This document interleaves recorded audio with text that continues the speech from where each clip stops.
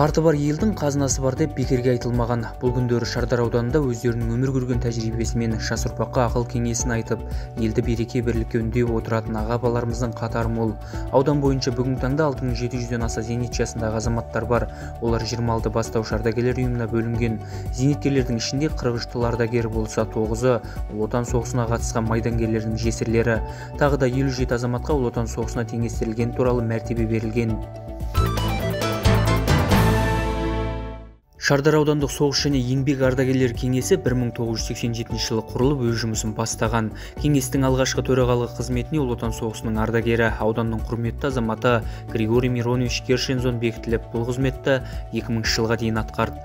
2000 жылдан бастап Шардар аудандық соғыс және еңбек ардагерлер кеңесіне Тәңірберді Ағманұлы басшылық жасап келді. Ауданның құрылысына басынан аяғына дейін қатысқан, есімі облыс жұртшылығына танымал Тәңірберді аға шардаралық әрбір ардагердің жағдайымен жете таныс болды. 2017 жылдан бері аудандық ардагерлер кеңесіне Тоқсанбай Бердібеков басшылық жасап келеді. Бар саналы ғұмырын өзі туып өскен өлкенің әлеуметтік-экономикалық дамуына, халықтың мұң-мұқтажының оң шешілуіне жұмсап келе жатқан Тоқсанбай Бердібекұлының өмір жолы шардаралықтарға кеңінен таныс. Шардара кеңшарының нөмірі 1 фермасында зоотехник болып еңбек жолын бастаған Тоқсанбай аға осы кеңшарда комсомол ұйымының хатшысы, ферма меңгерушісі, партия ұйымының хатшысы, кеңшар директорының орынбасары болып қызмет сатыларынан өтті. Жастайынан осындай қызметтерде асылып үлгерген Тоқаң 1992 жылы Шардара кеңшарының директоры болып тағайындалды. 1994 жылы кеңшар өз алдына акционерлік қоғам болып құрылғанда, ұжым мүшелері бір ауыздан акционерлік қоғамның президенті етіп сайлады. Және де осы жылы аудандық мәслихаттың депутаты болып сайланып, халық қалаулыларының қатарынан орын алды. 1998 жылдан бастап 2016 жылға дейін 1-ші, 2-ші, 3-ші, 4-ші және 5-ші шақырылымдағы Шардар аудандық мәслихатының хатшысы болып сайланды. 15 жылдан аса Нұр Отан партиясы аудандық филиалының төрағасы болды. Елбасы жарлығымен ерен еңбегі үшін медалімен басқа да бірнеше марапаттарды иеленіп, Қазақстан Республикасының құрметті депутаты төсбелгісін тағынды. Шардар ауданының құрметті азаматы атанды. Аудандық ардагерлер кеңесі биылғы жылдың басынан бері жоспарға сәйкес біршама жұмыстар атқаруда. Абайдың туғанына 175 жыл толуына арнап, жастар тәрбиесіндегі ұлы Абайдың үлгісі тақырыбында ардагерлер жиналысы өткізілді. Деніңізге саулық тілеуге келіп өздеріңізге мына ақсақалдар сол ауданымыздың, қаламыздың дамуына кезінде үлкен қызмет жасаған, осы қазіргі деңгейге жету сіздердің арқаларыңызда. Рахмет. Сондықтан өзіңізге арнайы рахмет айтып, қарттар күні мерекесі құтты болсын деп, алдағы кезде деніңізге саулық тілеп отырып, осындай мерекеден мерекеге жетіп, қызықшылықты көре беріңіз. Құтты болсын. Рахмет. 1 қазан халықаралық қарттар күні мерекесін шардаралық ардагерлер қауымы лайықты түрде атап өтті. Аудан әкімі Қайрат Жолдыбай қарияларды атаулы мерекемен құттықтап, қаладағы ғұмыр кешетін жалғызілікті қариялардың шаңырақтарына арнайы барып, сый-сияпаттар жасады. Қымбатты ардагерлер, сіздерді 1 қазан халықаралық қариялар күнімен шын жүректен құттықтаймын. Бұл күн аға ұрпақтың қоғам өміріне қосатын үлесі үшін шынайы ризашылық білдіретін күн болып табылады. Ардагерлеріміз ауданның қоғамдық саяси, әлеуметтік экономикалық жағдайында алатын орны ерекше.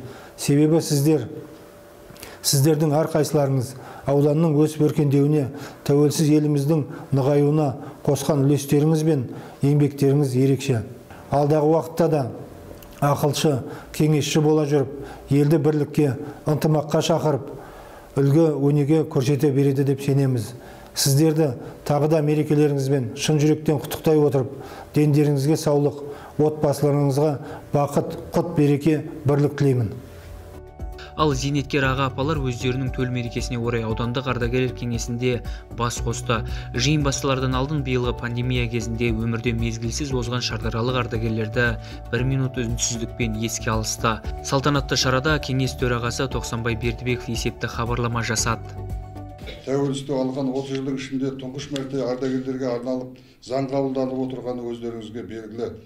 Басты мақсат оған біздің ардагерлер қуанышты. Басты мақсат ардагерлердің әлеуметтік жағынан қорғауды қажет ететін санаттарын анықтау және де әлеуметтік қолдау шараларын күшейту болып табылады. Бірақ енді ардагерлердің заң қабылданғанына қуанамыз. 30 жылдың ішінде тұрып қалған, бірақ көп мәселелер қамтылмай кеткен, қайта өзгеріс болады шығар деген әңгіме жүріп жатыр. Ардагерлердің арасында өткенде, онлайннан өткенде бұл әңгіме болды.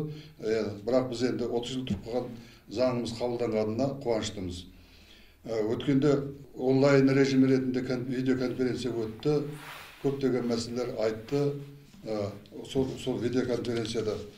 Ол да болса облыс басшысының жәндегі облыс ардагерлер кеңесінің ардагерлерге деген жәндегі өздерінің ойы, сол кісілерге деген ынтасы, осындай мәселелер кеше жақсы көтеріліп айтып өтті. Сол Қасым-Жомарт Тоқаевтың, еліміздің президенті, жолдауы талқыланды, сол онлайн ретінде міне осындай мәселелер өтіп тұрады. Салтанатты жиында аудандық ардагерлер кеңесінің төрағасы Тоқсанбай Бердібеков пен аудандық кәсіподақ комитетінің төрайымы Бақтыгүл Бейманова өңірлердің әлеуметтік экономикалық дамуына айрықша еңбек сіңірген ардагерлерге сый-сияпат жасады. Аудандық ардагерлер кеңесінің жанынан әжелер алқасы жұмыс істеп келеді. Бұл ұйымға ұзақ жылдар бойы Шардара орта мектебінің директоры қызметін абыроймен атқарған ардагер ұстаз, ауданның құрметті азаматы, ерен еңбегі үшін медалінің иегері Шамал Төлешова жетекшілік жасайды. Алқа құрамына ұрпаққа өнеге ой айтатын жастардың бойына ұлттық тәрбиенің дәнін еге алатын аналарымыз бен апаларымыз, әжелеріміз тартылған. Әжелер алқасының басты мақсаты әйел ананың қоғамдағы орнын дәріптеу емес, керісінше тәрбиенің ұлттық болмыстың қайнар көзі болып табылатын әжелеріміздің бойындағы асыл қасиеттерді келер ұрпақтың бойына сіңіруге ықпал ету. Сонымен бірге зейнет жасындағы өнерлі апа-әжелерден құралған ағажелер ансамблінің есімі қазіргі таңда қала жұртшылығына кеңінен танымал болып үлгерді. Жастарымызға, балаларымызға, немерелерімізге, шөберелерімізге, келіндерімізге қалай тәрбие береміз? Үлкенге құрмет, кішіге ізет деген бар. Міне осы принциптерді қалай сақтаймыз деген мәселенің төңірегінде көптеген жұмыстар атқарылып келеді және атқарыла береді деп есептеймін. Bir ғана мысал, осы ненің төңірегінде ауданда алғашқы рет осыдан 7 жыл бұрын Ақ әжелер алқасы деген ансамбль деген ансамбль құрылды.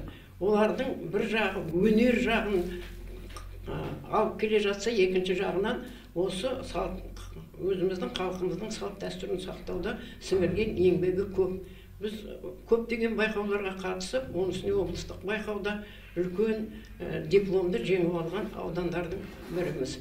Міне тағы да бір ерекше айтыла кететін нәрсе, кейін кезде жанұядағы келеңсіздіктер, мына келіндеріміздің жаңағыдай ұлттық тәрбиеге бойсынбай жатқандығы, жаңағыдай жастардың жалаңаш жүретіндігі, жастардың ұлттық тәрбиеге мойынбай жатқандығы әрине қоғамда бұл ойланатын мәселе. Осы жөнінде әжелер алқасы өзінің барлық күш-жігерін салып тәрбиелеп келе жатыр.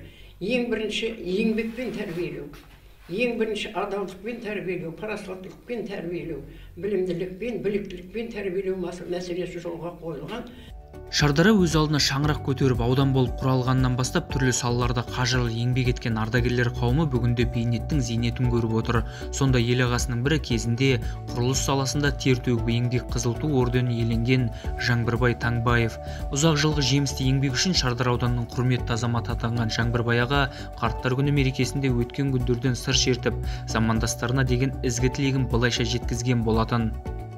Осы жерге 67 жыл келдім, 19 жасында. Келгеннен кейін 10-шы жылжымалы ПМК Шардара строй деген құрылыс басқармасы болды. Сода мен бірінші мәрте слесарь қылып қабылдады. Неге десеңіз, бұл алып техника бәрі. Соны 1 айда, 2 айда үйрендім де скреперге отырдым. Сөйтіп, мынау Қызылқұм өңірін, мынау Восход совхоз сонда ең тегістеліп, бір көшесі басталып салынып жатыр екен. Содан бастап ары қарай Аққалаға дейін жұмыс істеп бардым. Негізгі біздің міндетіміз жер тегістеп, канал салып, жол салып, суландыру, ауыл шаруашылық несіне дайындау болды. Соны міне Құдайға шүкір, қазір 6 курс совхоз, 4 мақта совхоз, сондайлары мынау мал шаруашылық совхоз жерлерінде тегістедік. Сөйтіп 30 жыл өмірімді бердім. Жастарымыз өсе берсін, мынау қаламыз көркейе берсін, еліміз тыныш, жұртымыз аман болсын, мына Сырдариямыз өмір бақи аға берсін өз жолыменен. Соның жағасында тұрған ел халқымыз өсе берсін, егіншілікті өсіріп жинай берсін, күшейе берсін, еліміз тыныш, жұртымыз аман болсын. Аудандағы шағын және орта бизнесті дамытуға үлес қосып келе жатқан азаматтың бірі Дәулет Қажы Өзденбаев 1972 жылдан бастап Шардар аудандық жұмысшыларды жабдықтау бөлімінде дүкен меңгерушісі болып еңбек жолын бастап, бірнеше сауда орындарында жемісті қызмет атқарады. Еліміз егемендік алғаннан кейін кәсіпкерлікке біржолата бет бұрып қалада бірнеше сауда орындарын іске қосты. Атап айтар болсақ, Көпсалалы Бексұлтан аға, Марияна, Алина тағы да басқа да сауда орталықтары халыққа қалтқысыз қызмет көрсетіп, тұрғындарды жұмыспен қамтып отыр. Сондай-ақ Марияна сауда кешенінің қабатынан Шардара Шымкент бағытында жол жүретін автокөліктер бекеті ашылып, арзан бағамен елге қызмет көрсетуде. Мен өзі 6 жаста келіп 1953 жылы толсақ, 1958 жылы Шардара өңіріне келіп, Шардара өңірінде қоныстандық, содан бері 62 жыл өтті, өстік, өндік, осы балалық шағымыз жерде өсті. Осы Шардара ауданының главрет совхоз строй, кешегі Шардара, Орыс Шардара строй дегендей, осы жерде ат салыстырып, ағаларымыз бен әкелеріміз өмірден өтті. Мінекей қазіргі таңға дейін мен осы Шардара ауданында бір мекемеде, бір саудада дегендей, осы Шардарада Орыс деген мекеме болды, жұмысшылар жабдықтау бөлімі деген болды. Осы жерде 72 жылы трудовойымыз ашылып, бүгінгі таңға дейін 50 жылдың көлемі болыпты. Осы зейнеткерлікке шығып, мінекей бүгінгі осы алдымыздағы өмірден өткен ағаларымыз бар, көкелеріміз бар, соларды көргеніміз бар, баққанымыз бар. Осы Шардар ауданында мен қазір бірнеше жұмыс орындарын ашып, шамасы 40-50 орын адамдарға жұмыс беріп жатырмын. Қариялары жүрген жердің бәрі дария дейді ғой. Құдайға шүкір, солардың отбасыларына амандық, тендеріне саулық, ұзақ өмір тілейміз. Бала шағаларының өсіріп отқан үй қыздарын иманмен, исламмен, құранмен, ақылмен жүруді Алла нәсіп етсін. Бәрімізге жұқты бола берсін. Ардагерлерге деген ізгі тілегін аудандық ішкі саясат бөлімінің басшысы Бақытжан Таласов та жеткізіп, қарттар күні мерекесінің мән-маңызы жайлы айтып өтті. Бүгін Шардар ауданымызда ардагерлер кеңесі құрылған. Ол жерде ұзақ жылдар осы ауданда басшылық жасаған. Бүгін таңда бейнетін, зейнетін көріп отқан біздің Бердібек Тоқсанбай ағамыз бүгінгі басшылық жасайды. Ауданда үлкен зиялы қауымдарды жинап, өздерімен пікірталас өткізіп, бүгінгі елге деген атқарылып жатқан ауданда атқарылып жатқан жұмыстарға деген өздерінің ақыл кеңестерін беріп отыратын ұйымымыз бар. Бұндай азаматтарға, ақсақал аталарымызға мына мерекелерімен құттықтап, дендеріне саулық, отбасыларына амандық тілеймін. Қарттар күніне орай Тоқсанбай Бердібеков ауылдарда тұратын еңбек ардагерлерінің шаңырақтарында да арнайы барып мерекемен құттықтап шықты. Атап айтар болсақ, Қоссүйет ауылында тұратын ардагер ұстаз Зөһара Мамаева, Алатау Батыр ауылында ғұмыр кешетін Майталман Мақташы, құрмет орденінің иегері Тұрғанбек Қанаев және басқа да зейнеткерлердің көңілдерін көтеріп сұхбаттасып қайтты. Арма деген әлге қуат демекші, хал жағдайларын сұрап, арнайы ат басын бұрып келген азаматтарға ардагерлер өз алғыстарын білдірді. Ауылымыз жақсы болсын, құда қаласа, ауданымыз облыста, республикада өзін жоғары көрсеткіштерге жетсін. Мына аудан әкіміне, сол ауданның бар қызметкерлеріне мен өз атымнан рахметімді айтамын, алғысымды айтамын. Өте жақсы қазір жұмыс жүріп жатыр. Ешқандай осы бір пәлен түген дейтін әңгіме жоқ. Мен өте ризамын жігіттерге, қазір жақсылықпенен, ниетпенен келгендеріңізге. Құдай рахмет, пайғамбар шапағат етсін, ел аман жұрт тыныш болсын. Өздеріңізге белгілі Біріккен ұлттар бас ассамблеясы 1990 жылы 14 желтоқсанда 1 қазанда халықаралық қарттар күні деп жариялаған болатын. Содан бері бұл мерекені бүкіл әлем кең көлемде атап өтіп келеді. Бұл мерекенің басты мақсаты қоғам назарын қариялардың мәселесіне аударып, оны халықаралық деңгейде шешудің тиімді жолдарын қарастыру болып табылады. Алайда біздің халық ежелден қарияны төрге шығарған ел, оларға қамқорлық жасауды өздерінің қасиетті борышы деп санайды. Сондықтан да қарттарға құрмет көрсетуі бір күннің немесе бір мерекенің аясында емес, баршамыздың күнделікті міндетімізге айналған, қанымызға сіңген құнды дүниеміздің бірі болып қала бермек. Шардаралық ардагерлер барлық уақытта да қоғамның бірлігі мен тұрақтылығын нығайту, елдің берекесі мен бірлігін сақтау жолында аянбай еңбек етіп келеді. Алдағы уақытта зейнеткерлеріміз елбасы мен Қазақстан Республикасы президентінің жүргізіп отырған саясатын қолдауда алдыңғы шептен көріне беретін болады.